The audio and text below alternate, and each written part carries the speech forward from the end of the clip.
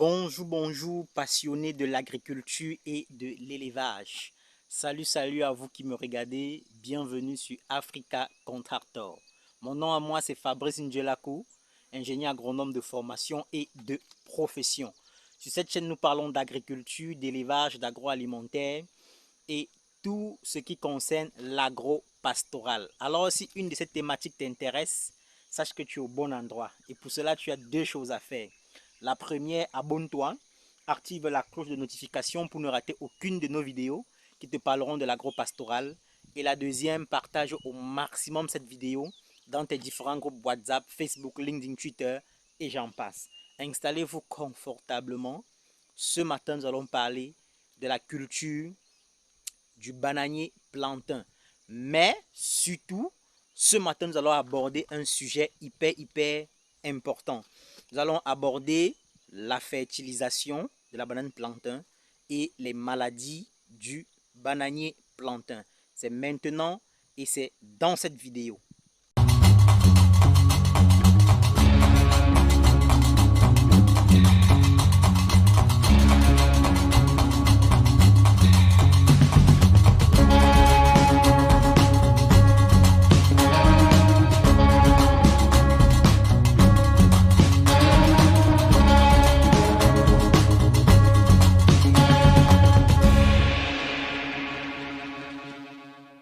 Une fois de plus, soyez les bienvenus. Alors, comme je vous l'ai dit, ce matin, on va parler de la fertilisation de la banane plantain et des maladies de la banane plantain. Je sais d'entrée de jeu que beaucoup seront surpris quand on fertilise le bananier plantain. Oui, pourquoi est-ce que déjà d'entrée de jeu, il est important de fertiliser le bananier plantain?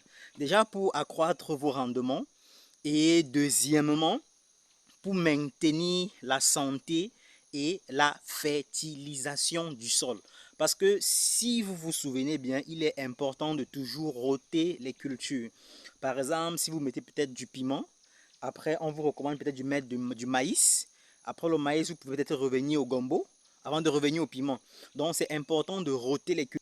Parce que chaque culture a sa matière active qu'elle fixe dans le sol, ce qui permet de maintenir le sol en bonne santé et de garder le taux de fertilisation du sol. Mais par contre, quand vous pratiquez une culture unique, elle absorbe le sol et il est important de maintenir le taux de fertilisation pour obtenir les mêmes rendements sur 5 ans. Donc que le rendement de la 5e année ne soit pas différent du rendement de la première et de la 2e année. Ok, déjà, sachez que chez nous, on prône la production de bananes plantain sans pesticides. Raison pour laquelle les maladies qu'on va parler dans cette vidéo, on va vous montrer comment les pallier sans pesticides. Parce que déjà, si nous on produit avec les pesticides, les entreprises qui prennent ne vont pas le prendre parce que c'est la recommandation qu'ils nous ont donnée pour pouvoir prendre nos bananiers, pardon, pour pouvoir prendre nos régimes de plantain et pour les transformer. Voilà. D'entrée de jeu, déjà, sachez que la fertilisation du bananier plantain est si simple que ça. C'est-à-dire, entre les premiers et le 6e mois, l'apport que vous devriez faire, c'est un apport azoté. Un apport riche en azote. Vous voyez un peu? Parce que sur les sacs, généralement, on a spécifié NPK, azote, phosphore, potassium ou potasse si vous voulez. Donc, quand vous allez sur le marché, achetez un engrais qui a un apport le plus élevé en azote entre le premier et le 6e mois.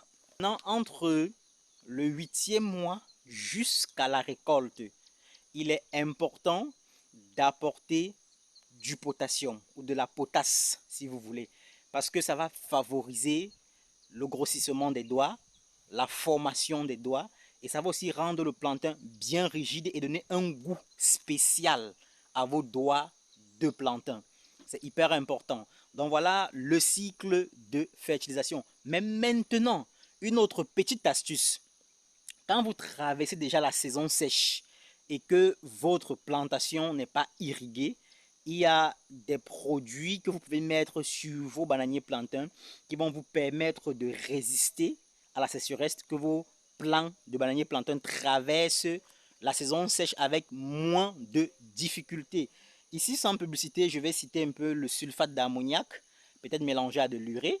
Voilà, il y a ça. Il y a aussi d'autres, hein. Je ne dis pas que ce sont les seuls produits qui permettent de lutter contre la saison sèche ou de renforcer le système immunitaire de la plante en saison sèche. Non, c'est juste un exemple comme ça en passant que je suis en train de vous donner.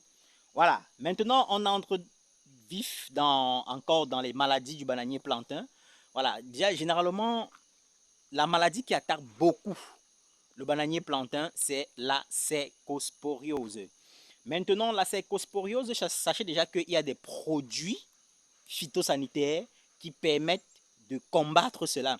Raison pour laquelle vous allez voir dans certaines grandes plantations, on traite les plants avec les avions. Et ils n'ont pas ces problèmes. Le feuillage est toujours vert, beau à voir.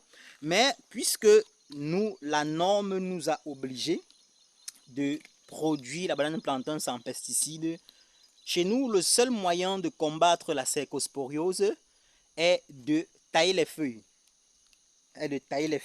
Mais maintenant, quand vous faites la taille des feuilles, il est important de laisser au moins 7 feuilles. Il est important de ne pas laisser moins de 7 feuilles sur le bananier plantain. Parce que notez aussi que ces feuilles-là permettent aussi à la bonne santé. Ça contribue à la bonne croissance et au bien-être de votre plant de bananier plantain. Donc il est important, même quand vous luttez contre la cercosporiose, il est important de tenir compte de cela. Et une des raisons qui peut aussi vous éviter d'en arriver là, c'est de bien traiter votre sol au préalable ou alors de commencer par l'analyse de sol. Ce qui est important, ça va vous permettre d'éviter cette maladie. Maintenant, l'autre maladie que vous voyez là, ça attaque les doigts du bananier plantain. Oui, c'est pour ça que dans certaines plantations, vous allez souvent voir, on met du plastique. On met du plastique sur les régimes de bananier plantain. C'est pour protéger les régimes de plantain ou les régimes de banane contre cette maladie-là. Elle attaque les doigts de plantain et c'est sur la peau et ça entre même dans le doigt de plantain, ce qui va vous gâter la récolte. Et généralement, c'est une maladie qu'on la combat depuis le sol. Raison pour laquelle ça sont des maladies dues aux nématodes qui sont nocifs pour la culture de bananier plantain. Raison pour laquelle on vous recommande souvent, avant de s'aimer vos pifs au sol, il est important de traiter votre sol avec des produits contre les nématodes. Il y en a tellement de produits sur le marché. Ok, merci d'avoir regardé cette vidéo jusqu'à la fin. N'oubliez pas de vous abonner, n'oubliez pas de liker. Surtout, le meilleur reste à venir. Ciao et à la prochaine.